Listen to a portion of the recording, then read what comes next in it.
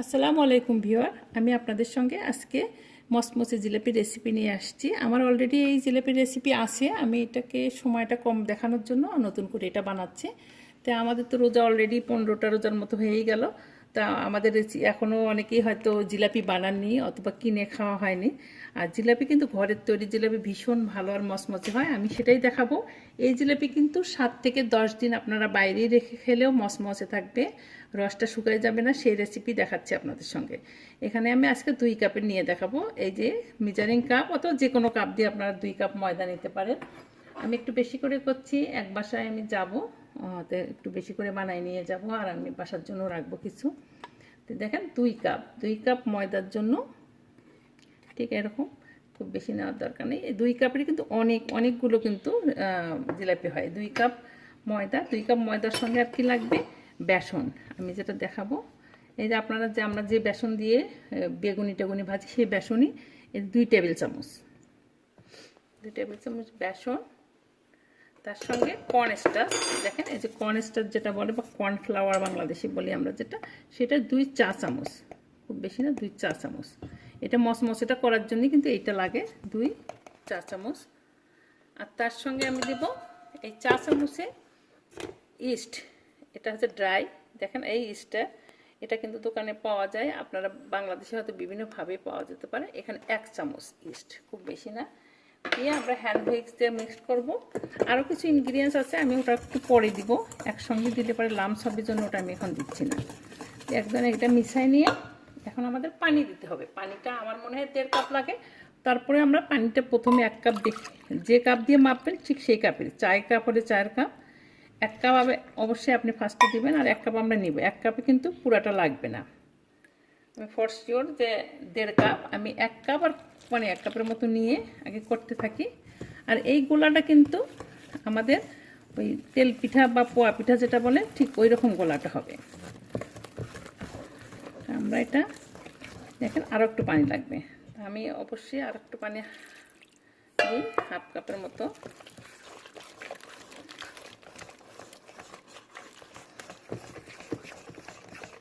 এখন হচ্ছে না, এটা কিন্তু অনেক সময় ময়দার উপরে নির্ভর করে, যে ময়দাটা অনেক সময় ড্রাই থাকে, এই জন্য মানে বাংলাদেশে যেটা ময়দা বলে এখানে সেটা অল পারপাস ফ্লাওয়ার বলে। এটা এখনো হয়নি, তার মানে আমার আরও একটু পানি লাগবে।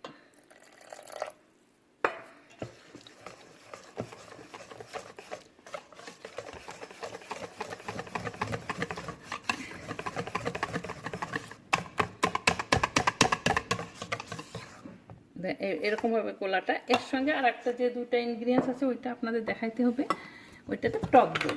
এই যে আমার ঘরে বানানো টক দইয়ের রেসিপি তো আপনাদের আমি আগে দেখিয়েছি, দেখেন আমি ঘরে কত সুন্দর বানাই টক দইটা। এইটারে 2 টেবিল চামচ দেবেন, অথবা কেনাটা যে যেভাবে পারেন। আর তার সঙ্গে দিতে হবে খাবার তেল, এই তেলটা এই 1 টেবিল চামচের মতো দিয়ে, অথবা যারা ঘি ইচ্ছে করলে একটু ঘি দিতে পারেন, তাহলে একটু শাহি ফ্লেভার আসবে। আমি আর ঘি দিচ্ছি না আজকে, তেল দিয়ে। এই তো আমাদের পোলাটা অলমোস্ট ঠিক এরকমই হবে, খুব বেশি করার দরকার নেই, একদম পুরা নেড়ে গেছে। আর এটা কিন্তু হাত দিয়েও করা যায়, চামচ দিয়ে করতে পারেন। দেখেন আমি গোলাটা আপনাদের একটা চামচ দিয়ে উঠাই দেখাই, গোলাটা তেল পিঠার মতো ঠিক এরকম হবে। এই গোলাটা ঠিক আপনারা 30 মিনিট থেকে 1 ঘন্টা যতটুকু সময় লাগে, গরমের সময় হলে একটু 30 মিনিটই হয়ে যাবে। আর যদি গরম না হয়, আমাদের যখন এখন ঠান্ডা ঠান্ডা আছে, আমাদের জন্য কিন্তু 1 ঘন্টার মতো লাগতে পারে। অথবা একটা ওয়ার্ম প্লেসে যদি আমি রাখি তাহলে কিন্তু 30 মিনিটই হবে। আমি 30 মিনিট পরে এসে আপনাদের দেখাবো জিনিসটা কেমন হচ্ছে। আমি ওভেনে অথবা মাইক্রোওয়েভের মধ্যে রেখে দেবো, যেখানে বাতাস পাস করবে না, তাহলে তাড়াতাড়ি এটা ফর্ম হবে। তো আমি 30 মিনিট পরে এসে আমি কিভাবে ভাজতে হবে আর শিরায় দিতে হবে সেটা দেখাবো আপনাদের। ভিউয়ার্স, আমাদের ওই জিলাপি বানাবো, তার ইয়েটা তো আমরা রেস্টে রাখছি 30 মিনিট বা 1 ঘন্টার জন্য। ওটা যতক্ষণ বুদবুদ না হয় ততক্ষণ আমরা জিলাপি বানাইতে পারবো না, তাই আমরা এখন সুগারের দিয়ে এই শিরাটা বানাই ফেলি আর কি। এই মেইন ইনগ্রিডিয়েন্টস যেটা এখানে কিন্তু, এই দেখেন এই মেজারিং কাপে আমি সব মিলাই আগে 3 কাপ, এখন 1 কাপ, 4 কাপ চিনি দিচ্ছি। কারণ আমার শিরাটা কিন্তু একটু বেশি বানাইতে হবে, না হলে কিন্তু ডুববে না, আর না ডুবলে কিন্তু শিরাটা ভালো হবে না। আর পানি দেবো আমরা যে কাপ দিয়ে মাপবো ঠিক ওই কাপেরই 2 কাপ, 4 কাপ চিনির সঙ্গে 2 কাপ পানি দিয়ে আমরা এখন এটা জাল দিতে থাকবো। আর এটা কিন্তু জাল দিতে হবে 15 থেকে 20 মিনিট। এই ফাঁকে আমার ওই ইয়েটা রেডি হয়ে যাবে, ডোটা রেডি হয়ে যাবে জিলাপি। আর এটা আমি জাল দিব, আমি আপনাদের 15 মিনিট পরে এসে দেখাবো শিরাটা কেমন হচ্ছে, অথবা 10 মিনিট পরেই দেখাবো বা 10-15 মিনিট পরে দেখাবো কীরকম হচ্ছে শিরাটা। আমি টাইম দেখছি। হ্যাঁ, এই তো আমি 14-15 মিনিট পর ফিরে আসলাম। আমার কিন্তু শিরা হয়ে গেছে আমার মনে হচ্ছে, দেখেন একটা তারের মতো হবে, আর একটু দেখেন অলমোস্ট হয়ে যায়, দেখার একটু তার ভাব আছে। একদম বেশি ঘন করার দরকার নেই, বেশি যদি ঘন করি তাহলে কিন্তু শিরাটা ঢুকবে না। এখন আমার শিরা হয়ে গেছে, এখন চুলাটা আমি বন্ধ করে 15 মিনিট চাল দিলেই হবে। আর এই যে আমি লেবুটা আমি দেখাই, এই যে এরকম একটা লেবুর রস আমি করে নিয়েছি এখানে। এই লেবুটা এখন দিয়ে আমি শিরাটা পাশের চুলায় রেখে দিয়ে তারপর আমি এখনই আপনাদের ভেজে দেখাবো। অলরেডি আমার 30 মিনিটের মধ্যে কিন্তু ইয়েটাও হয়ে গেছে, আমার যে গোলাটা মাখায় রাখছি সেটা হয়ে গেছে। এখন আমি চুলাটা জাস্ট চেঞ্জ করি, আমার শিরা শেষ। এই চুলায় শিরা জাল দিতে হবে না, এই চুলায় আমরা এখন তেল দিব। তেলটা গরম হতে হতে আমি আপনাদের ঢেলে দেখাচ্ছি। এটা কিন্তু অবশ্যই ডুবো তেলে ভাজতে হবে, আর তেলটা গরম হতে হবে। আর যখন আমরা ভাজবো তখন মনে রাখতে হবে মিডিয়াম হাই জাল দিয়ে ভাজতে হবে আর কি। আমি তেল ঢেলে দিলাম। এই মুহূর্তে দেখেন আমাদের গোলাটা দেখাও সেটা দেখেন, এই যে গোলাটা কিন্তু বুদবুদ উঠে গেছে, এরকম হতে হবে। এটা হতে গেলে একটু গরম জায়গায় রাখলে খুব তাড়াতাড়ি হয়। দেখেন এরকম করে আবার একটু মিশাই নিয়ে জাস্ট আমরা মিশাই নিব, সুন্দর এরকম হবে, একটু আঠালো ভাব হবে, এরকম হবে জিনিসটা। এইটা তেলটা গরম হওয়া পর্যন্ত ওয়েট করি। আর আমি এখন ঢেলে তারপরে আমি ভাজার সময় আপনাদের দেখাচ্ছি।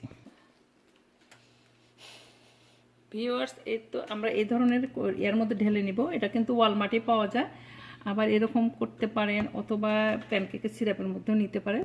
তো এই দেখুন অলরেডি কিন্তু পড়ে যাচ্ছে, কারণ আমি একটু আগে ঢেলে রাখছি। এখন আমরা চিকন বানাবো আজকে, এই জন্য চিকনটা ইউজ করব। দেখেন এখানে যে আড়াই পাশ দিতে হবে এমন কোনো কথা নেই, দেখেন এরকম ঘন ঘন নিয়ে দিবেন তাহলেই হয় জিনিসটা। হয়ে গেছে অলমোস্ট। এটা কিন্তু মিডিয়াম হাই রাখতে হবে, প্রথমে গরম করতে হবে, তারপরে মিডিয়াম জালে নিয়ে এখন সুন্দর হয়ে যাচ্ছে। লাল লাল করে ভাজবেন, বেশি জোরে জালে দিলে জিনিসটা ক্রাঞ্চি হবে না আর কি। আমি আর এক পাশ আপনাদের ভেজে দেখাবো।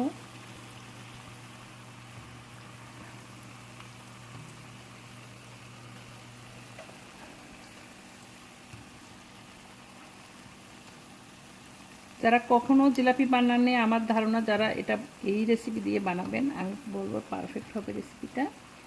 দেখেন সুন্দর লাল হয়ে গেছে। এখানে কিন্তু রং দেওয়ার কোনোই দরকার নেই, আমরা কেন এক্সট্রা রং খাবো, বাচ্চাদেরও খাওয়ানো ঠিক না, দেখতে হয়তো ভালো লাগে। এখন আমরা শিরার মধ্যে দেবো এটা, আর এই শিরার মধ্যে দিয়ে একটুখানি আমাদের এটা ডুবাই দিতে হবে। আর এক বাস ভাজতে ভাজতে কিন্তু এটার মধ্যে শিরা ঢুকে এটা ডুবে যাবে, এটা ডুবলেই কিন্তু বুঝবেন শিরা ঢুকে গেছে। এখন আমি আর এক বাস এখানে দিয়ে দেখাচ্ছি আপনাদের। একদম কাছে থেকে দিতে হবে, যত কাছাকাছি দিবেন ওটা অটোমেটিকলি ছড়াই যাবে। কিন্তু আপনার নিয়মটা হচ্ছে এরকম কাছে দিয়ে ঘোরাবেন, অটোমেটিকলি ওটা ছড়াইতে থাকবে। একসঙ্গে আমরা 5-6টা করে বানাইতে পারি আর কি।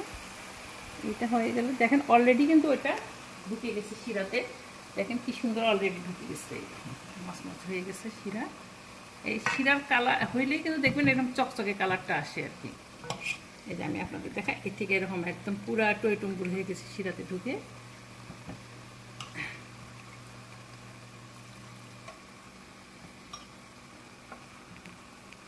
এটা খুবই কম সময় লাগে, আর খুবই কম সময়ে অনেক বানানো যায়। আপনারা বানিয়ে পুরা রোজায় অল্প অল্প করে খেতে পারেন আর কি। দেখেন অলরেডি এটা হয়ে গেছে আমি ভাজা।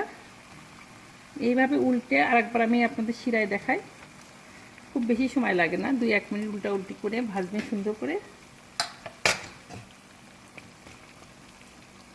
জালটা কিন্তু একদম আস্তেও দেওয়া যাবে না, একদম জোরে না, মিডিয়াম হাই দিয়ে করতে হবে।